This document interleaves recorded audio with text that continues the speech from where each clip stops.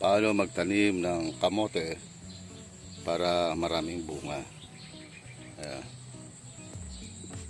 Dito kung makikita nyo ay sa bawat dahon doon nagkakaroon ng ugat. Doon nagkakaroon ng mga ugat, yung mga ugat ng kamote, at dyan naman namumunga yung kamote. Yan ang ginawa ko, kumuha ko ng baging na mahaba at siya kong tatanim. Ang ginagawa ko ay nilalagyan ko ng lupa. Ito yung galing sa puno ng nyug, mga bulok na galing yung nyug to eh. Pokopit ata tawag dito eh. Dito mga dahon. Tapos ito jame, bulok na jame. Tapos dito naglagay ako ng kahoy na bulok. Kasi magandang ano to eh, pataba tong kahoy eh. Pag nabulok eh. Ngayon ay tatanim natin tong kamote. Nalagyan mo ng ganoon. Lagyan mo ng lupa. Halo-halo na. Halo-halo. Pag-halo-halo nyo na. Tapos, habang umiikot siya,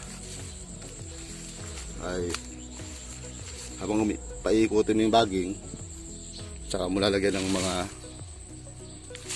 sari-saring lupa, kokopit, galing sa puno ng nyug, dahon, bulok na jami.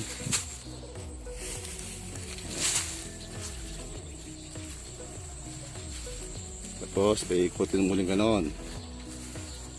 Pwede lupa lang. Pero sa akin ginagawa ko eh, iba-iba eh, para masustansya. Yung lupa, kokopit, dahon, bulok na jami.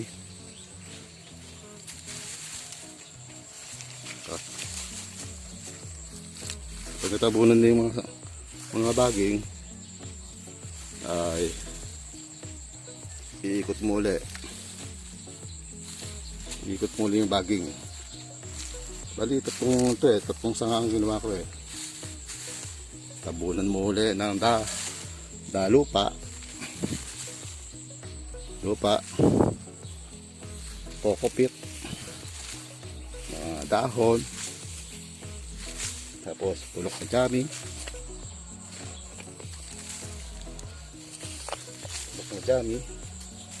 para napakasustansya yan.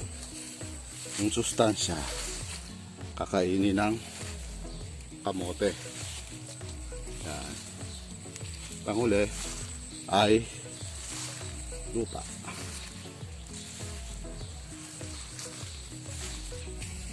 Yan. Ito yung dulo ng kamote. Wala yung isa. Tabunan ko yung isa. Ay.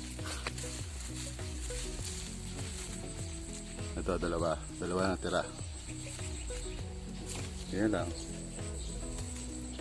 Tapos patasin mo ganyan. Ito dito namumunga siya eh. Sa bawat dahon doon nag-uugat. Ngayon dyan magbubunga yung kamote. Kaya maraming nakabaon na ugat. Mas maraming bunga ng kamote ito. Tapos diligan mo lang. Ngayon eh, makulimlim ang panahon, sigurong uulan. Kaya konti lang dililig ko.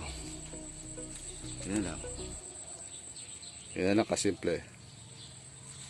Paikutin mo ng paikutin yung baging habang nagtatabong ka na sari-sari mga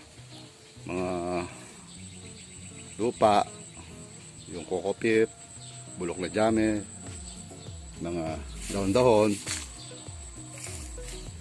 Magandang fertilizer. Kasi yan ang kakainin ng bilang pataba sa halaman para magiging maganda ang bunga at malalaki.